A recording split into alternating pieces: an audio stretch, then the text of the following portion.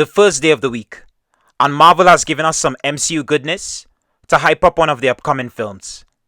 The same week as the Falcon and Winter Soldier's finale. I'd say this was a good way to start off the week. So we finally get to see Shang-Chi and the Legend of the Ten Rings in this first teaser trailer, and it looks amazing.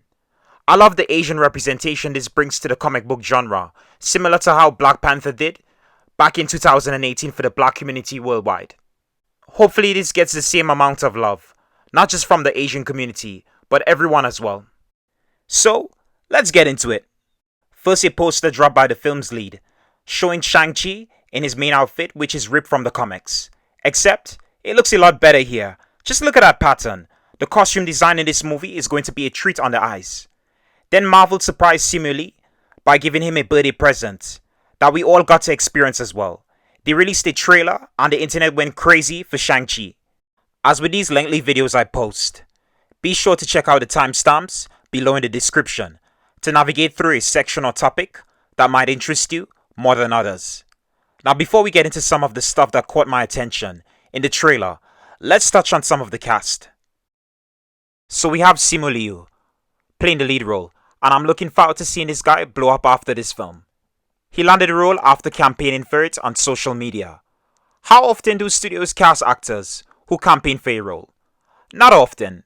The actor is mostly known for his work on the Canadian sitcom series Kim's Convenience as Yeoh, which I highly recommend watching to get a taste of his acting chops. Plus, it's a really great comedy. It shows you why he's perfect for this role and deserves to have more leading roles. Simu Liu is such a likable actor that is down to earth, and I'm glad he's getting the opportunity of a lifetime by bringing the first Asian superhero to the big screen. Already from the trailer, you can get a sense of what his character is like. He's taking a lot of his own personality and infusing it into the Shang-Chi character. This guy will literally blow audiences away, not just with his martial arts, but also his charisma. Lee has the physicality down, but the most important part to the character is the fighting. Why am I so focused on the fighting? Well, it's because this is Shang-Chi, the master of Kung Fu. In the comics, he is hands down the best fighter in the Marvel Universe. So, for his MCU debut, he has to live up to the moniker. Well, not straight away. I don't expect him to be an untouchable badass who no one is able to challenge in a fight. This is the character's origin story. He has to face some challenges, and watching this trailer, it's not just an all-out action fest. We have a deeper story here about legacy and breaking away from tradition. They've made some notable changes to Shang-Chi's character by having him be the son of the Mandarin. In the comics, these two characters never had any connection, but I honestly love this change. It's not one that will be a disservice to either character or their existing history. In fact, it will add more layers to both characters and continue the ongoing theme in the MCU that explores relationships between fathers and sons, like Thor and Odin, Loki and Odin, T'Challa and T'Chaka, Peter and Ego. Seeing Shang-Chi fight against the grain is going to make for some compelling storytelling, as his father is a villain. It may be a case where he unwillingly becomes the hero that has to put a stop to his father's rule, because maybe his father crosses the line. From the trailer, it seems like Shang-Chi is raced to take over his father/family empire, and he's aware of his father being a villain, but decides before he's ready to take on the responsibility as a heir. He wants to explore the world and live a normal life, which is probably what changes his outlook on his own family and influences his choices, not just to take his stand, but also to preserve his new life he has built for himself in the 10 years he's spent away from home. What I'm wondering is, where in the MCU timeline does this story pick up from? It's most likely going to be pre-snap, and within the time that the Avengers are still active. So, maybe around 2012 to 2018? After over a decade of teasing the Mandarin across various MCU films, starting with the first Iron Man in 2008, we finally get to see the man behind the legend. Something we knew was coming. After Marvel got some backlash over the character when he presumably at the time appeared in Iron Man 3, played by Sir Ben Kingsley, who turned out to be a fake. Something that enraged fans of the character. I really like the twist. It was one of the most comic book tropes that the MCU have utilized. How many stories involving major villains and with the hero discovering that the villain they were up against was a decoy or fake all along. Countless, but not that many in comic book movies. So, I love the twist. Marvel quickly rectified the Mandarin issue by releasing a one-shot that made it clear that the character existed in the wider MCU. We just never saw him, until now. In Shang-Chi, they have the legendary actor Tony Leung playing the real Mandarin, and I can't wait to see his take on the character. He's an incredible talent to get on a film like this, and adds so much with his star power. Leung is known as one of the 5 Tiger Generals of TVB, a collective of Chinese-based talent who are considered to be the most popular leading male actors on Hong Kong TV in the 1980s. Beyond his roots as a TV star, the actor has become one of the most recognizable talents in the film industry, making a name for himself not just in his native country of China, but worldwide. I'd highly recommend checking out some of his films, such as In a Mood for Love and one of my personal favorites, Infernal Affairs. Both films showcase why you should be invested in the actor. In the comics, the Mandarin has been a long-time villain associated with Iron Man, but the MCU have opted to go a different route. So, we never got to see Tony Stark versus the Mandarin. And now, with the former being dead in the current timeline, it seems less likely that we will get to see the two square off or even cross paths. The most I can see them doing is having the Mandarin or someone close to him reference Tony Stark. From the trailer, it looks like they've altered his character's signature 10 rings, which are no longer magical rings, but armbands. Hey, it works. Although I wouldn't be surprised if they allude to the original rings, since we get a couple of glimpses showing his character in different eras. Is he immortal? No idea, but I'm ready for the real Mandarin to make his presence known in the MCU. So this is the second Disney movie that Akwafina will have a lead role in, after Raya and the Last Dragon. It seems like Disney loved the actress, and why not? She's an amazing talent. The Crazy Rich Asians actress is incredibly gifted when it comes to comedy, and it looks like that's what they're leaning into here for her character, who it seems will be playing an original character created for the movie. I hope they don't just use her for comic relief. She's not just a one-trick pony. Just check out The Farewell. Akwafina has range that will surprise a lot of people who aren't too familiar with her outside of her comedy background. It seems like she will be the best friend to the hero who's roped into a secret world. Not much is known about her character, but I get the feeling that she's someone to keep an eye on. I think I spotted Michelle Yeoh in one scene set against a beautiful forest backdrop. I'm not sure who she'll be playing in relation to the source material, but I can't wait to see her kicking some ass. It would be her second MCU appearance, since she previously played another character in Guardians of the Galaxy Volume 2.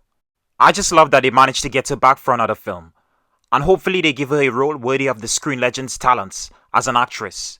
She's another addition to the already impressive cast that comprises of a variety of Asian talent across the industry. Florian Montenu pops up as the secondary villain Razor Fist. It's good to see the heavyweight boxer back on the big screen, after really making an impression in Creed 2 as Victor Drago. I honestly don't expect him to have a big part in this film, as the cast is stacked, and he seems to be playing a reoccurring villain type role. His character looks to be one of 2 secondary antagonists, working for the Mandarin, the second being a mysterious masked figure who we'll touch on in a minute. Florian is an intimidating person, and it looks like they're setting him up to be someone who's not just a throwaway villain. From the trailer, there seems to be 2 major fight scenes between him and Shang-Chi. The boss fight is the one that looks the most interesting.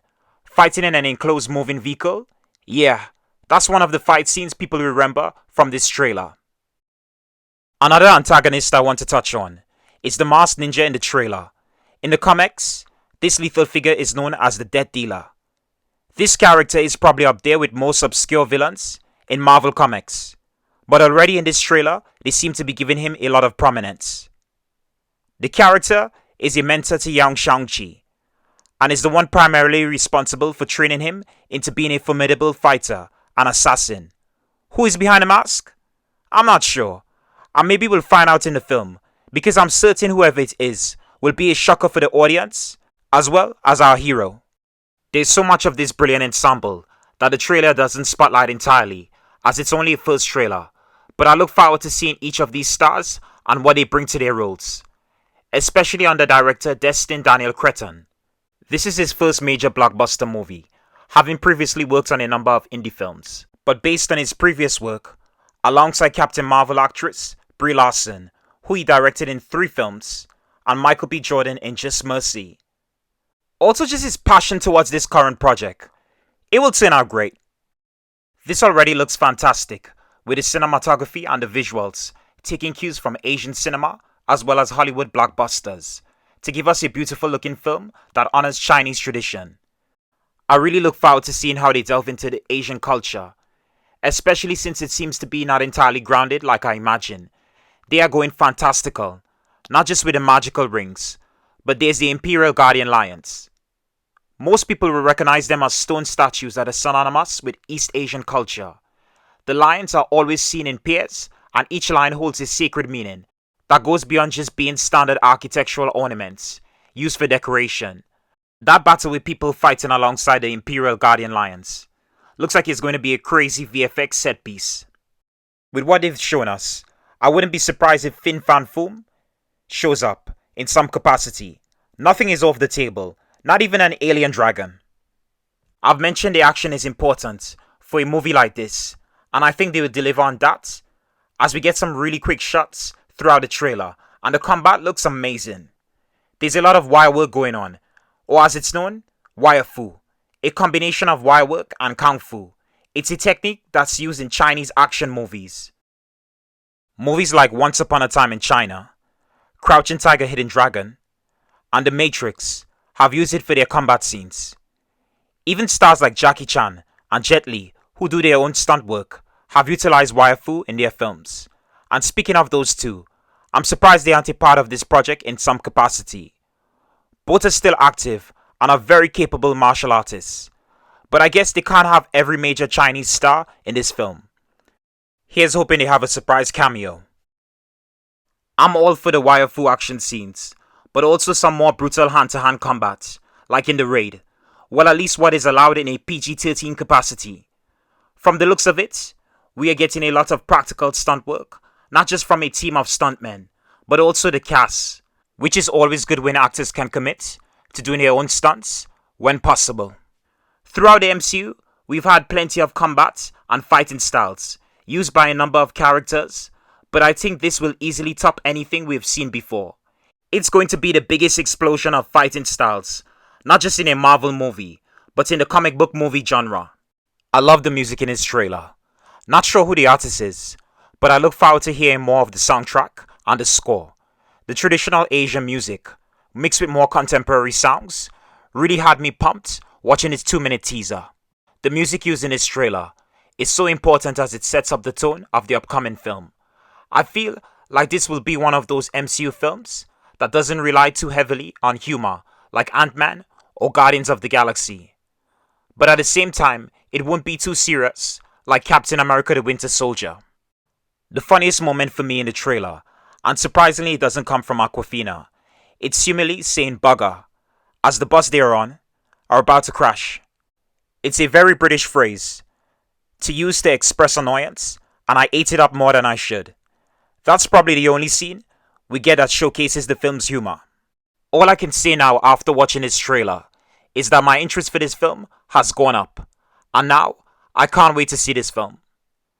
I wouldn't say Shang-Chi has been one of my favorite characters, but he's always been one that I was aware of, and I enjoyed seeing him pop up in the comics. So, I can't wait to find out more about him and his world. This is the beauty of a shared cinematic universe. We get to see a different corner of the world we never had the chance to see until now. There's so much contributing to this film, being another major hit for the studio. The talent behind and in front of the camera are solid, so get excited. This is going to be one to see on opening day in the cinema. This is going to be a cultural event that really needs to be experienced with family and friends. It's going to be interesting seeing Asian families embrace the character and the representation he brings. So, have you seen the trailer? What are your thoughts? Are you excited to see a new character in the ever-growing Marvel Cinematic Universe? Anyways, folks, that's all for now. Thank you for watching, and I hope you enjoyed the show. Please feel free to subscribe, like, and comment below. And hey, maybe this wasn't your cup of tea. And that's okay. Just remember to take care and stay safe.